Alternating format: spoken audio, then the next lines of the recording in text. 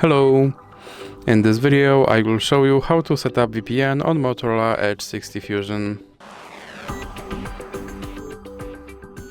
So you have to start by opening your Google Play Store, then click on search bar and type in Turbo VPN and click search, and then select this application and click install.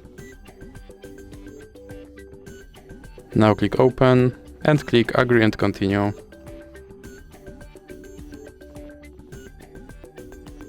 Then you can close this ad and click allow.